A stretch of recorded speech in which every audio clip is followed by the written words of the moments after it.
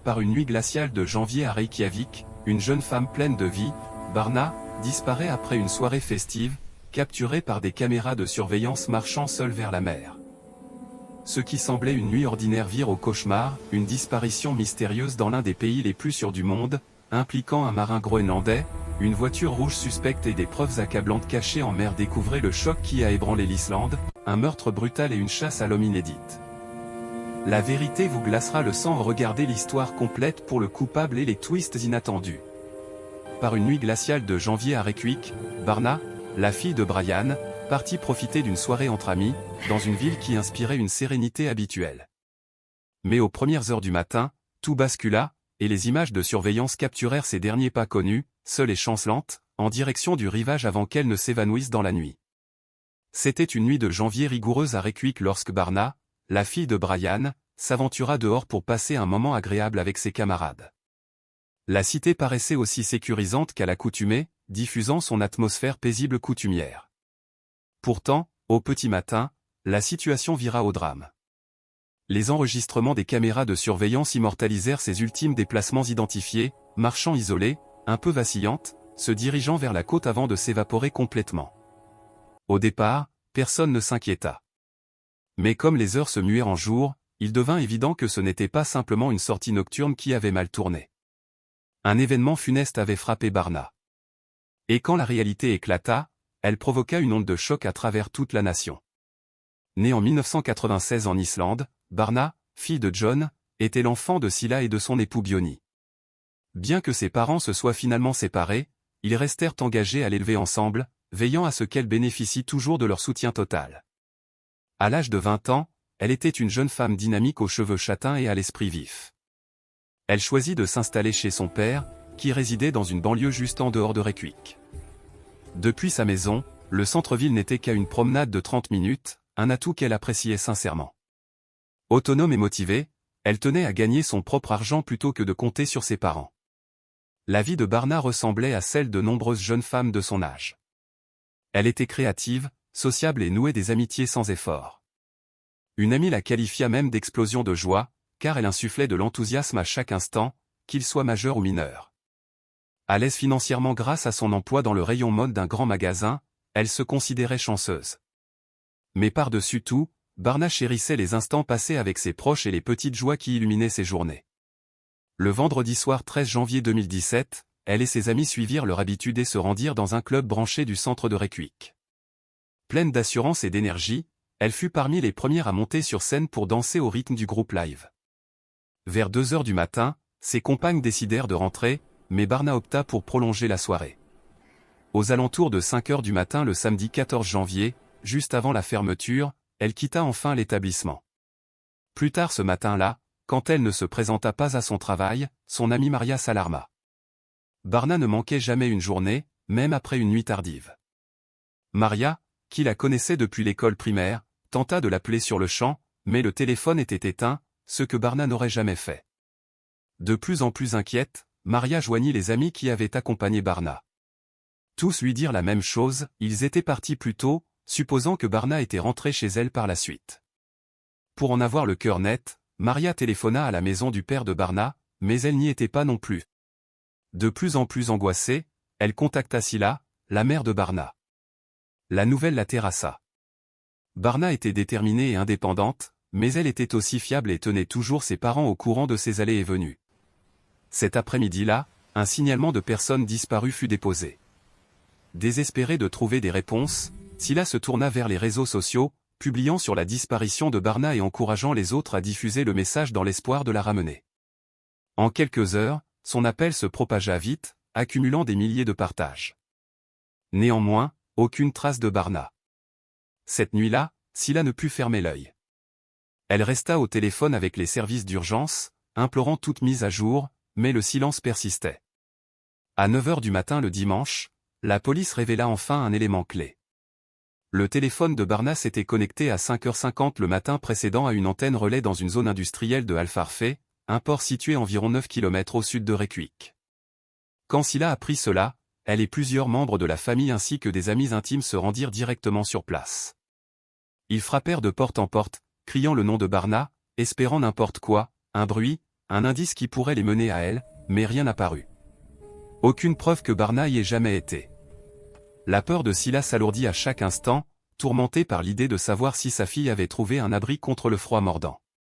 À ce stade, Barna avait disparu depuis presque 36 heures, et Sila était convaincu que quelque chose de grave s'était produit. Pourtant, à sa frustration croissante, aucune recherche officielle n'avait encore été lancée. La police hésitait à intervenir sans preuve concrète de malveillance, rendant la réaction d'une lenteur exaspérante. Entre-temps, les médias devinrent le moyen le plus efficace pour diffuser l'information. Les journalistes s'emparèrent rapidement de l'histoire, et le dimanche soir, les deux principales chaînes de télévision islandaises contactèrent Sila pour des entretiens. Elle n'hésita pas. Si parler à la presse signifiait attirer plus d'attention sur le cas de sa fille, elle était prête à le faire. Ce soir-là, l'histoire de la jeune femme qui s'était volatilisée d'une des rues les plus animées de Reykjavik domina les bulletins du soir, provoquant un choc national. Le lundi matin, la disparition de Barna faisait l'objet de discussions partout, dans les magasins, les bus et les bureaux à travers le pays. Les gens commencèrent à spéculer sur ce qui avait pu se passer. L'affaire toucha une corde sensible, non seulement en raison de son mystère troublant, mais aussi parce qu'elle se déroulait dans l'un des pays les plus sûrs au monde, connu pour sa petite population et sa solide cohésion sociale. L'inspecteur Gylfi Grinson ne regardait pas les nouvelles ce dimanche soir. Mais alors qu'il terminait son dîner avec sa femme, son téléphone sonna. On lui ordonna de se présenter immédiatement au quartier général de la police de Reykjavik. En se rendant à la station, il n'était pas particulièrement inquiet.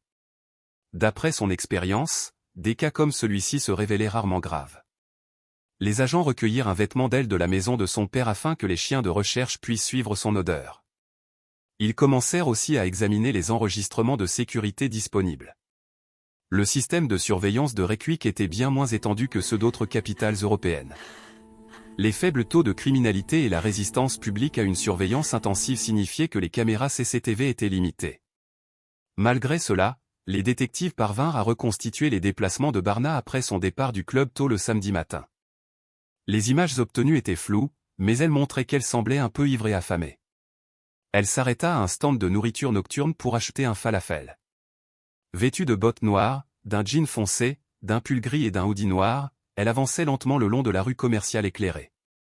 Les boutiques brillaient de chaque côté, et les lampadaires espacés tous les 10 mètres maintenaient la zone illuminée, assurant que le centre-ville reste lumineux même au cœur de la nuit.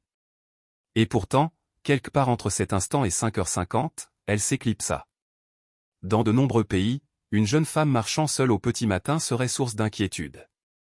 Mais en Islande, ce n'était pas inhabituel du tout. Des personnes de tous âges, hommes et femmes, circulaient librement à n'importe quelle heure, confiantes que la violence était presque inexistante. Malgré le vent coupant et les températures glaciales, Barna paraissait indifférente. Elle était manifestement un peu éméchée et, à un moment, elle laissa tomber quelques pièces, se penchant pour les ramasser avant de poursuivre sa marche lente mais résolue. Les caméras de surveillance la capturèrent sous plusieurs angles tandis qu'elle traversait la ville. À un point, elle tourna à un coin et descendit une ruelle étroite menant vers la mer. L'inspecteur Gylfi observa les enregistrements attentivement, notant chaque détail, les pièces qu'elle fit tomber, la façon dont son épaule effleura légèrement un passant. Puis, dans la série suivante d'images prises quelques pâtés de maisons plus loin, Barna avait disparu. Elle avait soit bifurqué dans une rue latérale, soit monté dans un véhicule de passage. En revoyant les bandes, les détectives remarquèrent une petite Kia Rio rouge roulant en sens inverse de Barna, une voiture dans laquelle elle pourrait être entrée. C'était une hypothèse à envisager sérieusement. Cependant, la qualité vidéo était trop médiocre pour identifier le conducteur ou lire la plaque d'immatriculation. Une recherche dans la base de données nationale des véhicules révéla plus de 100 voitures du même modèle, marque et couleur enregistrées en Islande. Vers 2 heures du matin, les parents de Barna arrivèrent au poste de police. L'inspecteur Gylfi leur montra les enregistrements de surveillance, et quand il a compris qu'il ne pouvait même pas identifier la plaque de la voiture rouge, elle fut furieuse. Pour Sila, tout semblait si simple, comme dans les films. Mais les officiers expliquèrent que les enquêtes réelles étaient bien plus complexes. Le lundi après-midi, sans nouvelle piste, la police prit une mesure inhabituelle. Ils organisèrent une conférence de presse, appelant le public à fournir toute information pouvant aider à localiser Barna ou à identifier le conducteur de la Kia rouge. Bien que Sila sente encore que les autorités ne réagissaient pas avec l'urgence requise, elle accepta de se tenir aux côtés de l'inspecteur Gylfi lors de la conférence. Elle parla au reporter de l'amour de Barna pour l'anglais et les voyages, mentionnant qu'elle et sa meilleure amie Maria prévoyaient un voyage à New York. Elle supposa aussi que, sociable et extravertie, Barna avait pu s'arrêter pour discuter avec des touristes sur le chemin du retour. Elle révéla également que Barna s'était récemment inscrite sur une application de rencontre après la fin d'une relation. L'inspecteur Gylfi donna des mises à jour sur les efforts de recherche en cours. L'affaire avait maintenant été prise en charge par l'Association islandaise de recherche et de sauvetage, un groupe avec un siècle d'histoire dans la réponse aux urgences dans un pays où les dangers naturels posaient souvent une plus grande menace que la criminalité. Normalement, les autorités découragent les civils de participer aux opérations de recherche, car des volontaires non formés peuvent causer plus de tort que de bien par inadvertance. Mais dans le cas de Barna, une exception fut faite. La réponse fut massive. Des centaines de personnes se présentèrent pour aider, marquant le début de la plus grande chasse à l'homme que l'Islande ait vue depuis longtemps. Quelques heures seulement après la conférence de presse, alors que le lundi soir touchait à sa fin, un développement inattendu changea le cours de l'enquête. Deux jeunes frères dans la vingtaine décidèrent de retracer le dernier emplacement connu du signal téléphonique de Barna. Suivant leur intuition, ils arrivèrent à une bande étroite de terre entre la route et la mer. Là, ils découvrirent une zone industrielle clôturée avec 3 énormes réservoirs de stockage de pétrole et un terrain accidenté jonché de matériaux de construction.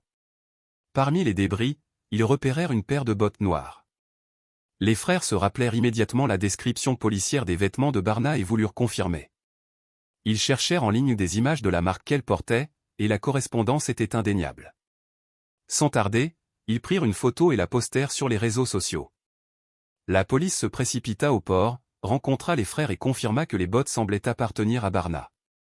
À cet instant, une recherche intensive fut lancée sur le site. Des plongeurs s'immergèrent dans les eaux gelées tandis que des drones survolaient le terrain. Pendant ce temps, les détectives sous le commandement de Gylfi examinèrent les enregistrements de surveillance du port, et ils trouvèrent quelque chose. Vers 6 heures du matin le samedi, peu après la disparition de Barna, une Kia Rio rouge fut filmée entrant dans le port. La Kia Rio rouge fut ensuite repérée garée à côté d'un chalutier nommé Polaren, un bateau de pêche enregistré sous pavillon groenlandais. Tandis que les enquêteurs étudiaient les images, ils virent un homme descendre du côté passager de la voiture. Ses gestes étaient lents et instables. Il paraissait en état d'ivresse et titubait légèrement en se dirigeant vers le navire, après quoi la voiture repartit. Cette fois, la chance sourit à la police. La plaque d'immatriculation était nettement visible, leur permettant de tracer rapidement le véhicule jusqu'à une société de location. Quand les agents contactèrent l'entreprise, ils apprirent que la voiture avait été louée par un membre d'équipage du même bateau de pêche vu sur les enregistrements. Les dossiers identifiaient le locataire comme Thomas Müller-Olsen, un ressortissant groenlandais de 25 ans. Les autorités demandèrent l'accès au véhicule, mais la société de location expliqua que Thomas l'avait rendu vers midi le samedi. Depuis, il avait été loué à une jeune famille. La police le localisa et effectua une inspection minutieuse. La voiture avait été nettoyée récemment, mais quand la famille fut interrogée, les parents rapportèrent que leur enfant, assis à l'arrière, s'était plaint d'une forte odeur chimique. Quand la Kia rouge fut saisie pour analyse médico-légale, les enquêteurs découvrirent des taches rougeâtres sur la banquette arrière. Cependant, l'Islande manquait d'installations pour analyser correctement les échantillons, ils furent donc envoyés avec un échantillon de référence ADN de Barna à un laboratoire en Suède. Entre-temps, tandis que les détectives tentaient de localiser Thomas et l'autre homme non identifié vu sur les images, ils firent face à une complication majeure. Le Polar NK avait levé l'ancre l'après-midi du samedi 14 janvier, emportant les 2 hommes avec lui. Sans se décourager, les enquêteurs fouillèrent dans le passé de Thomas Müller-Olsen. Ils apprirent qu'il avait une condamnation antérieure pour trafic de drogue au Groenland, qu'il était un artiste martial mixte entraîné, et qu'il était en couple, bien qu'il n'ait pas d'enfant. Avec les soupçons qui s'amplifiaient, l'affaire devint une course contre la montre pour l'inspecteur Gilly et son équipe, et l'urgence était palpable. Plus les suspects restaient en mer, plus grand était le risque que des preuves soient détruites ou qu'ils alignent leur version. Toutefois, poursuivre le Polar NK était loin d'être simple. L'opération nécessitait des négociations diplomatiques prudentes, car les forces de l'ordre devaient naviguer dans des juridictions légales complexes, obtenir les autorisations nécessaires et coordonner avec les autorités maritimes. Après un effort intense, les approbations furent enfin accordées, et des officiers de l'unité spéciale du commissaire national islandais furent transportés par hélicoptère jusqu'au navire. Affrontant des conditions météo hostiles, ils montèrent à bord et arrêtèrent Thomas Müller-Olsen ainsi que Nicolas Olsen, le second homme vu sur les enregistrements. Malgré le partage d'un nom de famille, les deux hommes n'étaient pas apparentés. Le capitaine du bateau coopéra pleinement avec les autorités islandaises. Et après 12 heures, le Polar N changea de cap et revint dans les eaux islandaises. Lors d'une fouille approfondie du vaisseau, les agents découvrirent 50 livres de haschisch dans la cabine de Thomas. C'était une trouvaille importante, mais pas la plus accablante. Ce qui choqua vraiment les enquêteurs fut ce qu'ils trouvèrent dans le broyeur à ordures du navire, le permis de conduire de Barna, plié proprement et jeté. Le document fut immédiatement envoyé à un laboratoire médico-légal en Norvège pour analyse d'empreintes, fournissant à l'inspecteur Gilly une preuve irréfutable liant Thomas à la disparition de Barna. Pourtant, malgré les preuves accumulées, Thomas garda le silence. Il nia toute implication et refusa de fournir des informations qui pourraient aider à localiser la femme disparue. Tandis que les détectives retraçaient les mouvements de Thomas et Nicolas la nuit et le matin de la disparition de Barna, ils notèrent une différence clé entre les deux hommes. Thomas avait un casier judiciaire, tandis que Nicolas n'en avait pas. Ceux qui connaissaient Nicolas le décrivaient comme réservé, anxieux socialement et profondément introverti. Il avait une petite amie et était proche de sa famille, en particulier de sa sœur et de son nouveau-né. À l'instar de Thomas, Nicolas affirma son innocence, prétendant avoir été trop ivre cette nuit-là pour se souvenir de quoi que ce soit clairement. Mais juste au moment où la tension culmina, la pire nouvelle arriva. Le 22 janvier, le corps de Barna fut découvert. La mer avait porté sa forme sans vie jusqu'au rivage rocheux près d'un phare sur la péninsule de Rakkejein, à plus de 30 miles de l'endroit où elle avait disparu. Elle fut trouvée nue et l'autopsie confirma qu'elle s'était noyée dans les eaux glaciales. Pourtant, ce n'était pas toute l'histoire. Son corps présentait des blessures supplémentaires, des ecchymoses au visage et des marques nettes au cou indiquant qu'elle avait été strangulée de force avant de finir dans l'océan. Cependant, l'examen médico-légal ne trouva aucune preuve d'agression sexuelle. La nouvelle se répandit rapidement, envoyant des ondes de chagrin et d'incrédulité à travers l'Islande. La phrase « Je suis Barna » devint vite virale sur les réseaux sociaux tandis que les gens luttaient pour accepter la tragédie. Pour beaucoup, le choc allait au-delà de la mort d'une jeune femme. Cela ressemblait à une attaque contre le tissu même de la société islandaise. Pour les parents de Barna, la douleur était insoutenable. Accablés par le deuil, ils refusèrent d'entendre les détails graphiques des derniers instants de leur fille. Pendant ce temps, l'équipage du Polar NK publia un communiqué exprimant ses condoléances, soulignant leur espoir que justice soit rendue. La compagnie de pêche fit également un don de 15 000 $ aux volontaires qui avaient inlassablement cherché Barna tant en Islande qu'au Groenland. Des veillées aux chandelles eurent lieu à travers Reykjavik, attirant plus de 8000 personnes pour une marche commémorative qui suivit les derniers pas de Barna à travers la ville. Les participants déposèrent des fleurs à l'endroit où elle fut vue pour la dernière fois et conclurent la procession au sommet d'une petite colline, allumant des bougies et observant un moment de silence en sa mémoire. Le 3 février, Barna fut inhumée avec 2000 personnes en deuil présentes, dont le président et le premier ministre de l'Islande. La cérémonie fut dirigée par l'évêque d'Islande, mais conformément aux souhaits de la famille, aucune photo ne fut prise et les médias furent priés de rester à l'écart. Une fois que les tests médico-légaux confirmèrent que les taches rougeâtres trouvées dans la quilla rouge correspondaient à l'ADN de Barna, la police inculpa formellement Thomas Müller-Olsen de meurtre et de possession de drogue. Son compagnon, Nicolas Olsen, fut libéré après que les enquêteurs eurent déterminé qu'il n'était pas présent lors du crime. Selon la chronologie reconstituée, Thomas avait déposé Nicolas, qui était trop ivre pour se rappeler les événements de la nuit. Quelque temps après, pour des raisons qui restent obscures, Barna monta dans la voiture de Thomas. Malgré les preuves accablantes, Thomas n'admit jamais aucune implication. Au cours de 9 interrogatoires policiers, il répéta la même histoire, bien que des incohérences émergèrent. En août, son procès fut programmé pour commencer. À ce moment, l'accusation avait réuni des preuves encore plus solides. L'ADN de Thomas fut trouvé sur le lacet d'une des bottes de Barna, et son empreinte digitale apparut sur son permis de conduire, qui avait été jeté sur le Polarnet. Les enregistrements de surveillance le montraient aussi achetant des produits de nettoyage et frottant ensuite l'intérieur de la quilla rouge. Quand Thomas entra dans la salle d'audience, il couvrit son visage et s'assit dos au public. Il plaida coupable pour les accusations de drogue mais continua à nier le meurtre, affirmant avoir nettoyé la voiture parce qu'un ami avait vomi sur la banquette arrière. Dans une tentative supplémentaire de détourner la faute, il accusa la police de l'avoir maltraité en détention. Cependant, Nicolas finit par témoigner contre lui malgré sa déclaration initiale de se souvenir de peu de cette nuit. Nicolas identifia Thomas comme le meurtrier. En septembre, le tribunal rendit son verdict. Thomas Müller-Olsen fut reconnu coupable de meurtre et de trafic de drogue et condamné à 19 ans de prison. Le tribunal lui ordonna aussi de payer environ 250 000 $ en amende et dédommagement. Des mois plus tard, la Cour suprême confirma la sentence, rejetant son appel. Peu après, Thomas fut transféré au Danemark pour purger sa peine. À la suite du meurtre de Barna, les autorités de Rijswijk étendirent le réseau de CCTV de la ville pour améliorer la surveillance. De plus, un nouveau service de transport réservé aux femmes fut lancé pour offrir des options plus sécurisées pendant les heures nocturnes.